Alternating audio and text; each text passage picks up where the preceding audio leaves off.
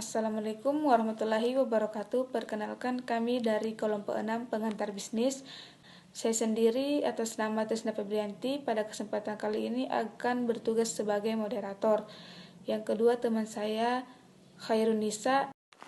Perilaku karyawan adalah pola tindakan organisasi yang langsung atau tidak langsung memengaruhi efektivitas organisasi antara satu individu dengan individu yang lainnya. Memiliki sifat yang berbeda-beda, ada individu yang cekatan dalam melaksanakan tugasnya, ada individu yang pintar tapi susah berorganisasi, dan mungkin ada juga individu yang suka membuat alasan agar dapat bolos kerja. Karena perilaku tiap individu tidak sama, manajer sumber daya manusia harus benar-benar memahami perilaku masing-masing karyawannya. Bentuk perilaku karyawan. Bentuk perilaku karyawan ada 3. Yang pertama, perilaku pekerja. Perilaku pekerja adalah serangkaian perilaku kerja yang diharapkan dari karyawan. Perilaku kinerja merupakan perilaku yang berkontribusi langsung pada produktivitas dan kinerja. Kedua, kewargaan organisasi adalah perilaku individu yang berkontribusi positif bagi organisasi, meski tidak langsung berdampak pada laba. Sejumlah faktor individu dan organisasi menurunkan peran dalam mendorong dan menurunkan kewargaan organisasi. Ketiga, perilaku kontraproduktif atau kerja perilaku menjauhi kinerja organisasi, yaitu pertama, ketidakhadiran, kedua, perputaran karyawan, ketiga, pencurian dan sabotase, keempat, pelecehan seksual dan ras, kelima, agresi dan kekerasan di tempat. Perbedaan individu. Perbedaan individu atau perbedaan perilaku adalah atribut pribadi yang berbeda-beda antar individu, misalnya kepribadian dan sikap. Kepribadian sendiri merupakan serangkaian atribut psikologis yang relatif stabil yang membedakan seseorang dengan orang lain. 5 besar sifat kepribadian yaitu kesetujuan, pengaturan diri, emosionalitas, ekstraversi, keterbukaan. Sikap merupakan kecenderungan stabil untuk berperilaku terhadap suatu objek dengan cara tertentu yang memiliki 3 komponen, yaitu kognisi, efek, dan intensi. Motivasi adalah dorongan dari dalam diri yang mempengaruhi orang untuk melakukan sesuatu.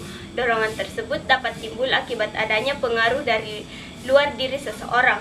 Pendekatan motivasi awal adalah asumsi bahwa pekerja hanya termotivasi oleh uang. Penelitian Healthron. Para peneliti ini melakukan studi ini pada akhir tahun 1920-an terhadap para pekerja di Western Electric Plant. Hasilnya bahwa beberapa penyesuaian ke dalam kondisi yang mencerminkan perhatian tingkat ke arah karyawan, maka perusahaan memperoleh produktivitas yang lebih tinggi. Hierarki kebutuhan Maslow. Kebutuhan psikologis, kebutuhan ras aman, kebutuhan sosial, kebutuhan akan penghargaan, dan aktualisasi diri. Macam-macam teori. Teori MC dibagi beberapa menjadi 3 bagian. Yang pertama, teori X. Teori X menyatakan bahwa orang-orang sesungguhnya malas dan tidak mau bekerja sama. 2. Teori Y menyatakan bahwa orang-orang sesungguhnya energik, berorientasi kepada perkembangan motivasi diri sendiri, dan tertarik untuk menjadi produktif. 3. Teori Z, teori yang didasarkan pada gaya dan budaya Jepang yang mengizinkan karyawannya untuk berperan serta dalam pengambilan keputusan. Teori penghargaan mengajukan bahwa usaha seorang karyawan dipengaruhi oleh hasil yang diharapkan atau penghargaan atas usaha tersebut. Teori ekuitas motivasi yang mengajukan bahwa kompensasi haruslah adil atau sesuai dengan proporsi kontribusi setiap karyawan. Teori pemaksaan mengajukan bahwa pemaksaan dapat mengendalikan perilaku positif maupun negatif. Pada bagian program keterlibatan karyawan, perluasan pekerjaan atau enlargement adalah program untuk mengembangkan dan memperluas pekerjaan yang dibebankan pada karyawannya. Rotasi pekerjaan program yang memperbolehkan suatu rangkaian karyawan untuk secara periodik mengalir pekerjaannya. Pemberian wewenang atau empowerment adalah memberikan wewenang kepada karyawan untuk mengambil lebih banyak keputusan. Manajemen partisipasi adalah di mana karyawan diperbolehkan untuk berpartisipasi dalam berbagai keputusan.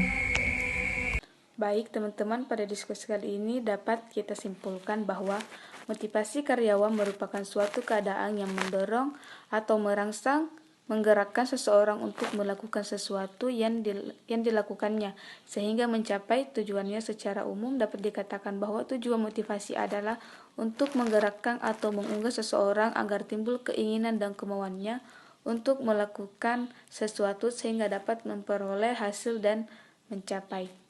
Semoga pada diskusi kali ini dapat kita terapkan dalam kehidupan sehari-hari.